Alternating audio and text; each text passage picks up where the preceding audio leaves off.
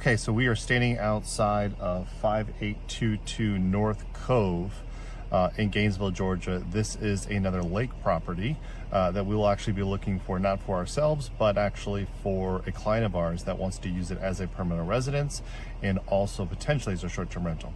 Let's go take a look.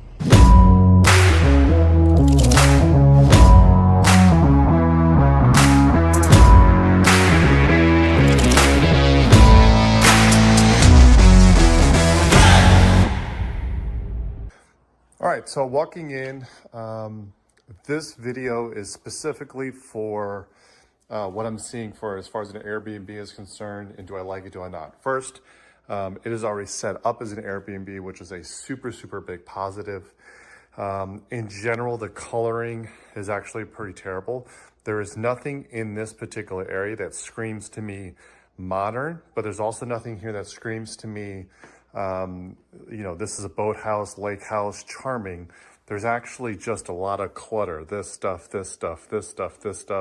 all of this. This area is not very necessarily inviting. There's nothing modern about it. The actual furniture looks quite old. So all of this that I'm talking about, it has nothing to do with the spacing. It actually has more so just to do with the furniture and the overall decoration. Cheap stuff there, cheap stuff there, cheap stuff there. All looks very cheap. So for that, I think this would start to just kind of feel a little bit run down, where this could be much more modern with some simple additions, some simple just interior cosmetic things.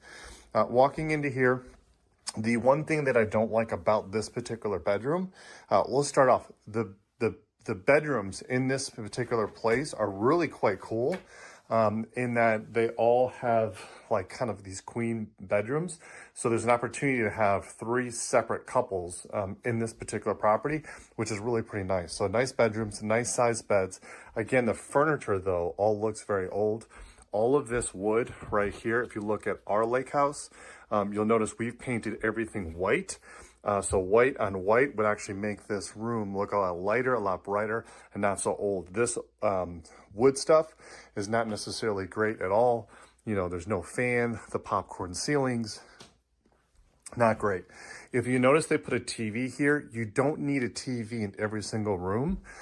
So what I would actually suggest if you were gonna pick up this property is to put a pocket door or put a door right in here so that you can get into that bedroom and walk right into this bathroom. Nobody wants to come here and go there. What you could also do is you could put a door right in this location, and then this would just be open. You could just kind of crawl in there. I don't necessarily like that because this bathroom does act as a spot for anybody that's here to go to the bathroom. So I believe this access, the best thing to do is to remove this TV, go right through that wall and go ahead and put a door in there. I would say that is 100% needed addition. As far as the finishes, I like them. Again, older, like weird kind of grandma style design. It's not really great. Just things laying around everywhere, which makes it look junky. But the shower closure is very nice, modern, upgraded, nice tile, nice coloring, great cabinets. So all of that's great. Just, geez, for the love of God. Going up, let's go upstairs first. Super cool room. I've stayed in an Airbnb that was like this before. While I absolutely love this atmosphere of being able to see this really sucks to this being open. For this to be a bedroom, keeping in mind that is not necessarily ideal. So if I was here, I would not leave this bedroom open. I would actually take this and I would seal this in with glass, a very nice clean glass frame, very similar to what they've done right here. That's glass. I would glass this in, maybe even have a sliding door or something like that you can open it up, but this would have to be enclosed. It'll actually keep some of the heat that's really hot up here. It'll keep some of the heat from coming up here as well. But I wouldn't want that open with people cooking downstairs, hearing all the way up here. So again, another room with a bathroom, which is absolutely awesome. As far as the Airbnb, this one is a little bit more outdated, but works perfectly fine. It has a tub that's actually really great for kids if you need a baby or something like that. Very small, but would work perfectly fine for this particular space. So all in all, I love this room, wouldn't change it. I would keep all of this wood right here. Would not change that at all, because that actually is a very pretty cool feeling. Walking up here, again, lots of extra things not needed, extra things not needed, extra things not needed, extra things not needed, not needed, not needed, not needed, not needed, not needed, not needed, not needed, not needed. So a lot of extra just weird things in here. And maybe they're trying to make it cute, but way too much stuff. What would be cooler in here is, again, the bed's for 2 kids. You have a bed over here against the window. That works out really great. I would love to see entertainment here. I would love to see kid toys here. I would love to see just anything that was geared towards the children. Maybe do something with this wall. Maybe do something with this back wall to make it a little bit different and just pop out a little bit more. This bathroom is pretty great. Same as the one downstairs, modern, same type of tile, beautiful enclosures, great flooring, same flooring and sort of tile throughout, great cabinets, mirrors, all of that, wouldn't change it. Great tub, deep, and of course, great views for the lake. So very, very nice setup. Very similar to what we have in our properties, where you have sort of a spot for the kids' room. You could put adults here. I'm not sure if this is on septic or not, so you might have some issues with how many people you can put in here, but super, super cool. So let's run downstairs, and we're gonna check out the main living area and also the playroom, where we're gonna see some opportunities. So coming downstairs, it's a little weird, but this is actually the kitchen. The kitchen is well equipped. It's modern.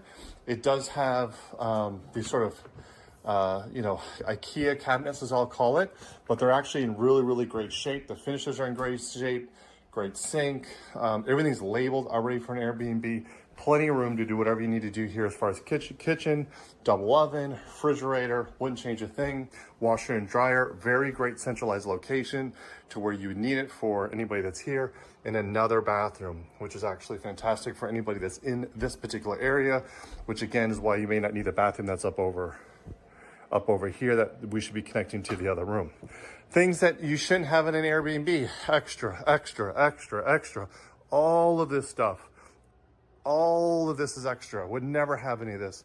This is gonna be a nightmare for a cleaner. Very high maintenance. Extra, extra, extra. Nice little cute little area. But you don't really need this seating here for the amount of people that's actually should be in this particular space. I might have even done a larger table here, like a really, really big, beautiful family table with this chandelier is actually pretty cool, but a big family table that would seat 12, because you can put so many people in here because you have enough people, enough seating in other areas. If I walk down, I'm actually entering into the garage. Very kind of a cool thing they do. They don't want you to open up the garage for obvious reasons, because they have normal furniture that's in here. I think this is a really great opportunity for you to open up the garage and make this a complete play area. You already have the couch upstairs, plenty of seating. You don't need this area. You have TVs in every room. You have a playroom for the kids. This should be a pool table, foosball, air hockey, you name it. This should just be full of games for people to come down here and play and hang out. And of course, extra refrigerator, all that kind of stuff. You might even want to do something over here, build a little bar. Might be kind of cool to look at it, but not necessarily need it. So that's the entire house. The outside does have kind of the best of both worlds as well. We didn't really go take a look at it, but the deck, really nice views. When all the trees grow in, you'll have this nice spot where you can see the water, but you have the covered area here as well as the open area, and of course all the furniture. Works really great. Let's go take a look outside. All right, headed to the outside of the building, and if you notice a switch in the audio, I apologize. The previous recording was way too windy, so we're just doing some voiceover here. What I'm doing right here, and I'm looking at this property, is nothing in relation to actually a short-term rental. I'm just giving it sort of a once-over for, as we would do with any property, buying any sort of used property. Mainly whenever we see a property that was just painted, someone that's been renovated significantly, we're always looking for whoever did the flip or whoever did the renovations of what they could have potentially covered up. You'll actually see over here the window, it looks like there's like some kind of crack there or something. It's just a little chip in the wood, nothing, no big deal. When you get a house here that has the wood siding, very common that as it touches the earth, as you can kind of see it does here, that those boards will start to rot. You can have termite damage, a number of different things. And so we're always looking for water penetration because of just the water sitting. Actually, the way this house sits with, you probably saw there was like a little trench around the house. They moved the earth away from the wall, but you could still have some water intrusion there. Didn't see anything. AC looked good. Always looking for how old it is and what condition it looks in. Everything looks pretty great. The next thing I'm transitioning to here is the deck. Decks can actually be pretty expensive if you need to do renovations for rotting wood or anything like that. It actually looks like these people recently came in and replaced all of these supports. And the cool thing is actually these supports are all sitting on concrete, so they're not hitting earth. Common in a lot of houses, especially older houses, those posts will come right down onto earth, and of course they rot out. So all of these sitting on nice clean concrete above where they'll get wet or be seeing water is great. As I transition back here to the deck, nice hot tub. There's a little seating area here to the right where there's a fire pit. A pretty nice area. This table here is actually really not that great. Probably needs to be replaced. There's a little things you could do here, outdoor games and all that kind of stuff, but a pretty nice, decent setup area. You'll notice on the left side of this, there is a big white house. So you'll probably want to put some trees down this left side of this house to actually block the neighbors. Your short-term renters aren't going to want to see the neighbors, and the neighbors want to see them. So blocking them with some giant green arborvitaes would go a very, very long way, probably about 15 or so of those. So it is a pretty it is an expense there, but it will add tremendous amounts to that backyard sort of ambiance. You'll also notice there's cameras on the side of the house. I was checking this out. It looks like the entire area is actually has cameras on the outside, which is pretty cool. While you don't do any cameras inside for obvious reasons on a short-term rental, it is very common to have them on the exterior of the property. And mainly what you're doing there is you're just looking for parties and stuff. People show up with 15 cars, things you can stop. You can kind of give a little bit of surveillance on the outside to see what's going on, just to make sure people are following all the proper rules. As we head down into the dock, when you're buying a property in the lake, there's a lot of things that go into it. One of those is obviously the path to your boat. Is it sloping? Is it rocky? Is it, kind of what is that journey? The longer the journey, obviously, the cheaper the price or less desirable. The flatter the land, the more desirable. Obviously, if you had some grass or a beach or a nice lawn, that would be more desirable. Anything with high slopes, a lot of rough earth and stuff like that would be less desirable. Believe it or not, this is actually a long walk, but it's not too bad. And the lights that are actually along this pathway, imagining coming back with your boat, you would have the opportunity to have this entire pathway lit up, so it wouldn't be too bad at night. And we actually have a short-term rental that has a pathway that's very similar to this, kind of a longer walk down. We never get complaints from it. It is kind of a standard thing in Lake Lanier. There are some great properties with just beautiful beaches and very flat back yards with green grass, but they're obviously well in the several millions of dollars. So very common for this type of rental and this price point. Not a big deal. I love that it's not big and sloping. It's pretty already carved out. The trees are already cleared out. It's a pretty decent, nice, safe walk. No big deal. When I come into the dock, you'll actually notice that the dock itself needs a pretty good amount of renovations. It's an older dock. It's probably 15 years old or so. This is actually a significant expense. This would work. Obviously, these people have been renting their property, and no complaints here. But if you spruce this up a little bit, it would kind of go a long way. A new dock can run you about $40,000 to $60,000, depending on what you want to do with it. But if you want a nice party dock, maybe a double slip, a really nice spot upstairs to sit and kind of watch the sunset and all that kind of stuff, it is going to cost you a pretty big penny. So that's it. That's where we stop in the video today. So hopefully that gave you some value and kind of what we look for in a short-term rental. We do property evaluations. We do post those basically every week at this point. The short-term rental ones I think are probably the most beneficial because every house is a little bit different. And just because a house is maybe a very good purchase for a family to move into, it doesn't necessarily mean it's a great short-term rental. I see tons of posts and other videos from other people and about, the great way to make money is to go in and do a short-term rental and buy a property and just, slap it up there and people are going to rent it. And that's actually not the case at all. There's very specific things you're going to be looking for in a short-term rental. And so hopefully the videos that we're providing you let you know what we're looking for. And, if you don't know our background, you can go back and check it out other places, but 80%, 87% occupancy. We have some properties that are actually doing almost 100% cash in cash. So having some success by buying very strategically, following a very specific set of rules.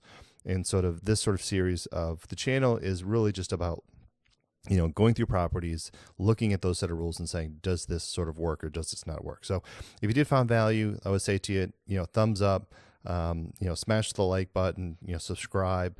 We greatly appreciate it. Obviously, it helps the algorithm, any kind of comments that you make. And to be honest with you, would you buy this property? It's about $1 million or so. Do you think this would be a good property? Do you think this would be good Airbnb? Would you stay here? I'd actually love to see your comments. While we think it's good, I'd love to hear what other people are saying. If they like it, thumbs up, thumbs down. And it kind of actually gives us a little bit of leeway of what other renters or potential renters were thinking. So appreciate it. Thanks for taking the time. And again, check us out.